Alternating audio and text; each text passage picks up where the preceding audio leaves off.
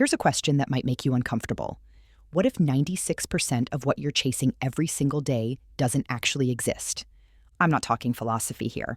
I'm talking about money, real money, or rather, the lack of it. According to David Cameron Gikandi's book, A Happy Pocketful of Money, only $4 out of every 100 actually exist in physical form. The rest, it's pure belief, agreement, collective confidence. And if money is mostly belief, then the way you think about it matters way more than you've been taught. Let's talk about it. Welcome to Deliberate Leaders, where we dig into the mindsets and strategies that separate effective leadership from exhausting leadership. I'm your host, and today we're talking about something that impacts every single decision you make as a leader. Your relationship with money. Not budgets, not P&L statements, your actual psychological relationship with money and how it's either unlocking or sabotaging your leadership effectiveness. Most leaders I work with have what I call a white-knuckle relationship with money. You might recognize this: questioning every expense, hesitating on investments that would clearly help, waiting for the perfect time that never arrives.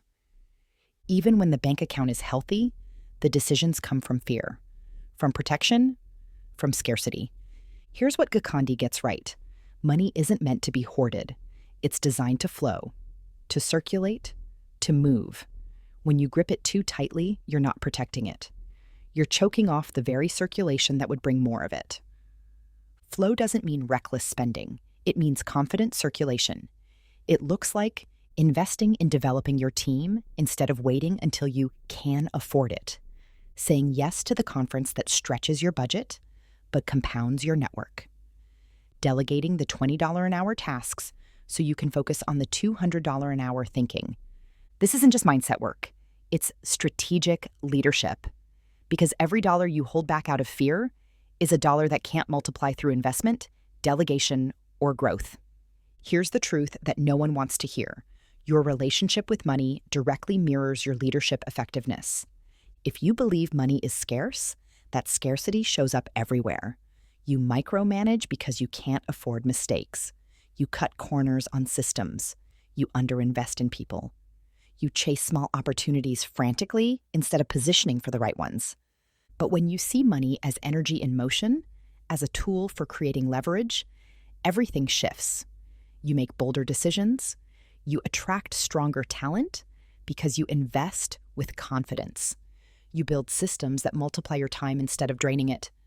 I think of my brother's friend Johnny, who had 24 jobs in 25 years.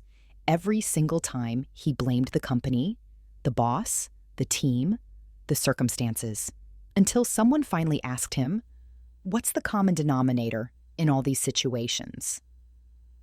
That question hit hard, because the pattern wasn't about the companies. It was about him. And here's the thing. The same principle applies to your money story. If you keep hitting the same revenue ceilings, fighting the same cash flow battles, feeling the same financial stress despite growth, you might be the common denominator. And that's not bad news. That's empowering. Because if the pattern starts with you, you also hold the power to change it. Let me give you 3 practical ways to shift this starting today. Not theory, not motivation. Actual moves you can make this week. Shift number 1, the pre-decision question. Before every financial decision this week, whether it's hiring, pricing, or investing, pause and ask yourself one question. Is this decision rooted in flow or grip? In abundance or scarcity?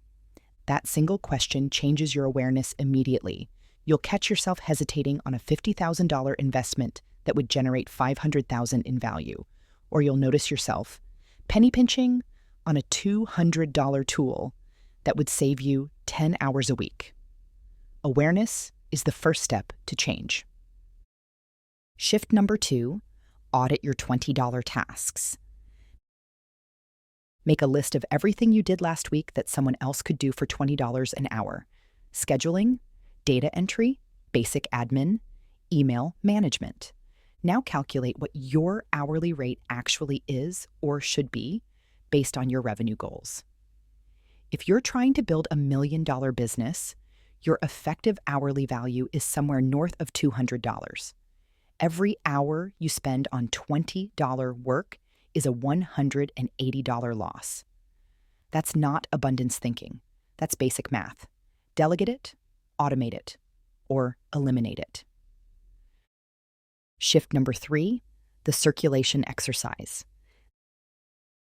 This week, make one financial decision that feels like flow instead of grip. Not reckless, strategic. Maybe it's finally hiring that assistant. Maybe it's investing in that software you've been researching for 6 months.